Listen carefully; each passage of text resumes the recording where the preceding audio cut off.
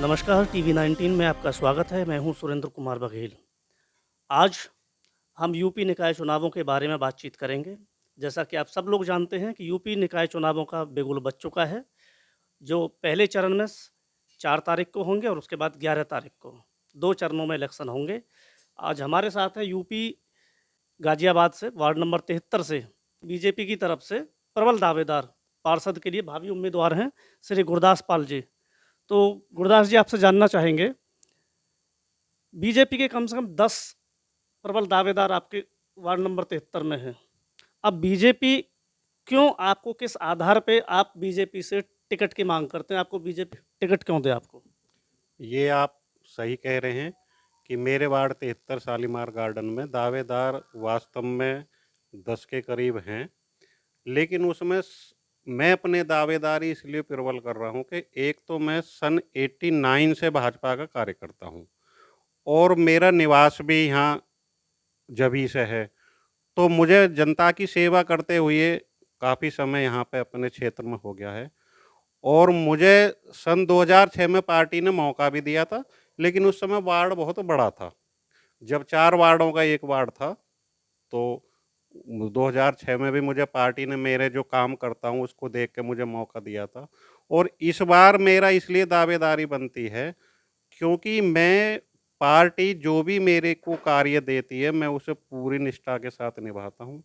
और अपने क्षेत्र की जनता, मैं ये कहता हूँ कि मैं दावेदार हूँ, लेकिन मैं ये कहता हूँ कि लोग सर्वे करा लें मेरे वार्ड में सर्वे करा लें। अगर जनता ये कहती है कि गुरदास पाल को टिकट दी जाए तो पार्टी को मेरे विषय में सोचना चाहिए। और मेरे साथ में बहुत लोगों का समर्थन है, जो वो खुद कह रहे हैं कि जी पार्टी आपको टिकट दे तो मैं फाइट कर सकता हूँ, क्योंकि मेरे वार्ड में जो दूसरा भी उम्मीदवार है वो काफ़ी स्ट्रॉन्ग है, ऐसा नहीं है। तो जो मांग रहे हैं तो उनमें थोड़ा सा क्या है, कुछ तो ऐसे हैं कि जो अभी पार्टी से जुड़े हैं, अपने मौका देख के मौका परस्त कुछ लोग हैं जो अभी एकदम पार्टी में आ गए। जी।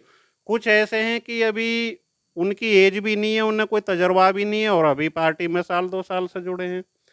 कुछ ऐसे हैं कि वो ये सोच रहे हैं कि भारतीय जनता पार्टी की लहर चल रही है, किसी तरह हमें टिकट मिल जाए, तो ऐसे मतलब मौका प्रस्त ज़्यादा लोग आ गए हैं। लेकिन मैं पार्टी का निष्ठावान कार्यकर्ता हूँ और मैं पूरी मेहनत से मैंने जनता से खुद पूछें, चाहे तो मीडिया पूछे, चाहे हमारी पार्टी सर्वे कराए, जनता से पूछे। वो हम पूछेंगे जनता से भी, हाँ, ज़रूर हम तो जनता से। आपको मेरे पक्ष में ही माहौल मिलेगा, एक पूछ सकते हैं आप जाके। एक और सवाल आपसे पूछूँगा, आपने अभी तक जनता के लिए किस तरह के कार्य किए हैं? किस तरह से जनता को सहयोग किया है? ये तो मेरी जनता ही आपको बता देगी। मैं सड़कों पे खड़ा रहता हूँ। मैं दिन-रात सड़क पे अपना जनता की सेवा में खड़ा रहता हूँ, जैसे झाड़ू लगवाना, सफाई करवाना, लाइटें खराब हो गई या सीवर जाम हो गया या पेयजल की व्यवस्था है, कहीं लाइन फूटी, मतलब जो नगर से संबंधित समस्या है, मैं उनके लिए जनता में 24 घंटे खड़ा रहता हूँ। हमेशा फ़ोन उठाता हूँ सबका, किसी भी टाइम अब कॉल आए। अगर आपको भारतीय जनता पार्टी टिकट देती है पार्षद के लिए, तो आपके लिए क्या प्रायोरिटी होगी? किन कामों को आप कराना चाहेंगे? देखो, मेरे वार्ड में जो नगर निगम से संबंधित समस्याएँ हैं, उनमें कुछ कमी, कुछ तो ख़ैर भाजपा, हमारे मेयर भाजपा के रहे हैं यहाँ, पार्षद भी पिछली बार भाजपा के ही थे, अब के सीट ओबीसी हो गई है, तो कुछ काम तो हो गए हैं। कुछ काम ऐसे हैं जैसे कोई नाला भी बनने के लिए रह रहा है, कहीं कुछ सड़कें छूट गई हैं, कुछ पार्क छूट गए हैं। वो मतलब जो नगर से संबंधित चीज़ें होगी वो मैं कराऊँगा, और बाकी जो हमारी बड़ी चीज़ें हैं वो हमारे विधायक, हमारे सांसद वो कर रहे हैं। गाज़ियाबाद आज बहुत आगे पहुँच चुका है। हम सन 89 से हैं, जब गाज़ियाबाद में इतना कुछ विकास नहीं था, और आज जब से हमारे मोदी जी की सरकार आई है, योगी जी की आई है, गाज़ियाबाद में बहुत बहुत विकास हुआ।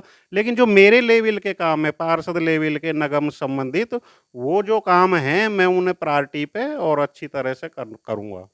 और हमारे वार्ड में एक तो कम्युनिटी सेंटर नहीं है कोई गरीब लोगों के लिए, क्योंकि यहाँ पे मलिन बस्तियाँ भी इस वार्ड में जुड़ी हुई हैं, तो कम्युनिटी सेंटर नहीं है कोई। तो मैं उसका भी प्रयास करूंगा कि अपने मेयर या सांसद निधि से किसी तरह से वो भी मैं बनवाऊं। बहुत बहुत धन्यवाद आपका गुरदास पाल जी। धन्यवाद।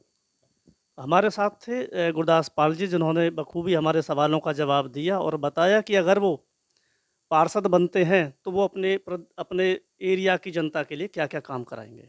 खबरें और भी हैं, देखते रहिए टीवी 19 आपकी आवाज़।